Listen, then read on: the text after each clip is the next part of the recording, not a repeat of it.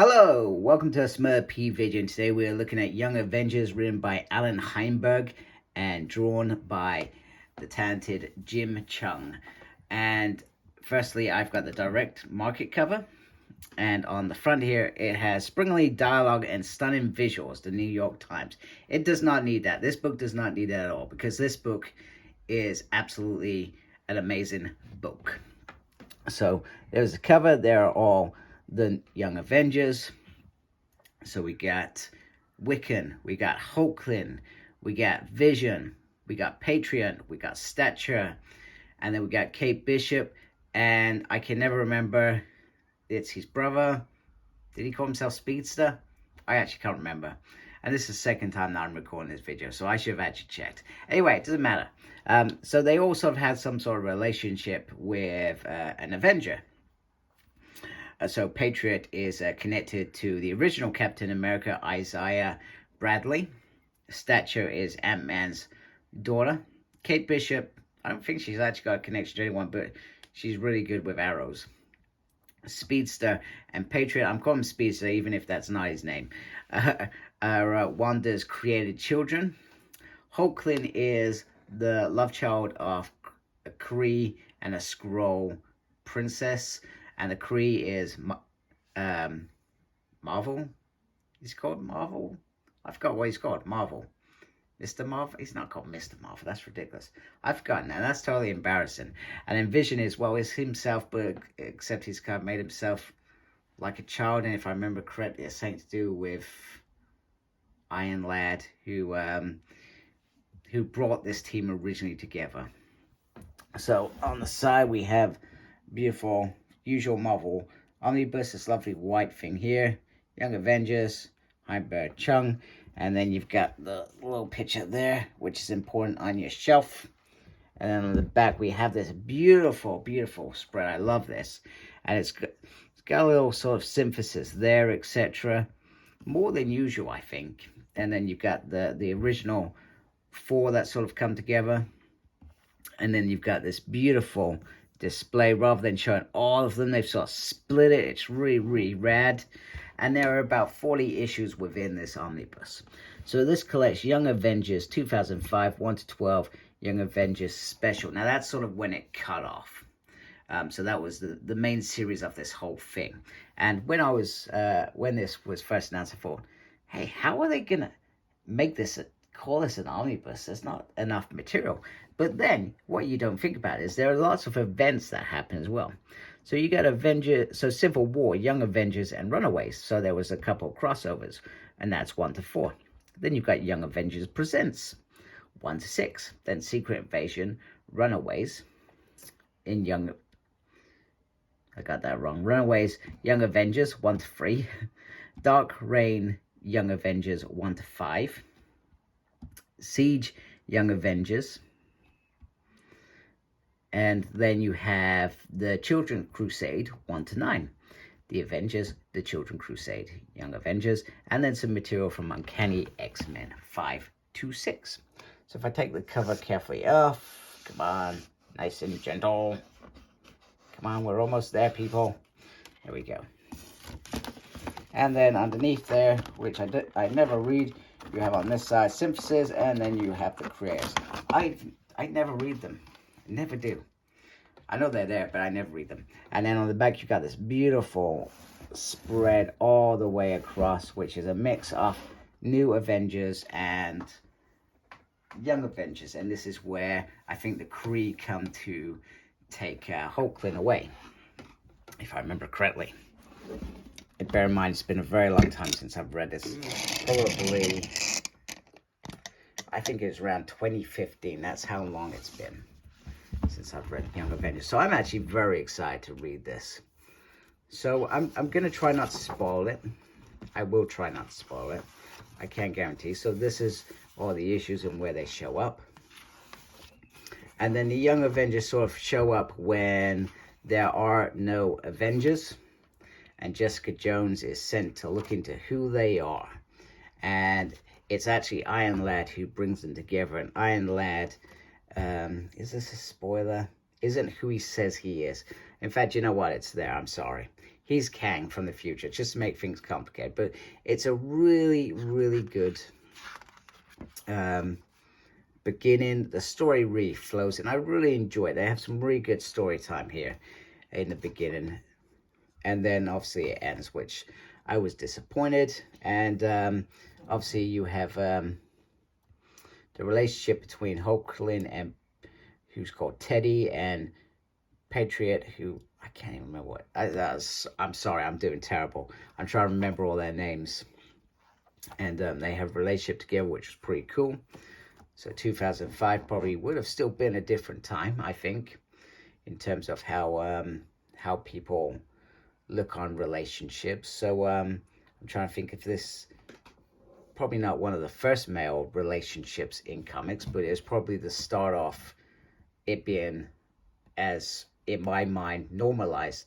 I'm sorry if that's not political correct. I don't want it to be anything more than what it is. I think it's great that people are allowed to express themselves these days, and they should be able to. It should be normalized. Everything should be normalized. And I can run around like a Unicron all day long. Anyway, back to the story, because I've digressed. So this is that big picture where they also have come together, which is, there it is. No, yeah, no, that can't be it. There's got to be a big spread here somewhere. There it is. There's that big spread, and that looks absolutely stunning. So that's around the front of the inside of this book.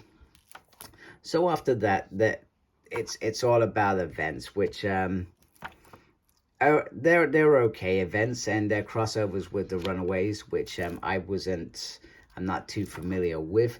I'm still not too familiar with. I've watched the TV show, that's pretty about it, but I've never really read any comics, so which is disappointing. And then you've got Young Avengers Present. So I'm actually quite excited to read this, because I'm trying to think if I've read this before. I hope that I have. But the main reason why I'm here, all of those that know me and watch my reviews know that generally I am a big X-Men fan. So why am I buying Young Avengers?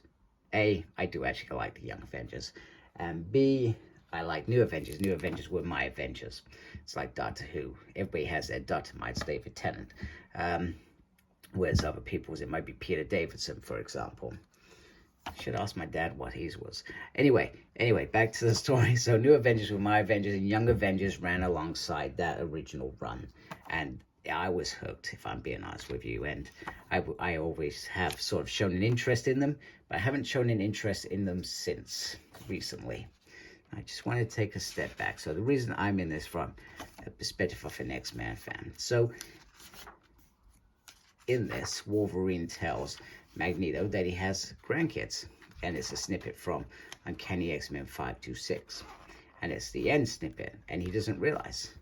So then that makes him think, well, I should go find my grandkids. And that spans off a great big adventure, an adventure around Wanda Maximoff, and finally perhaps bringing her back into reality, I guess.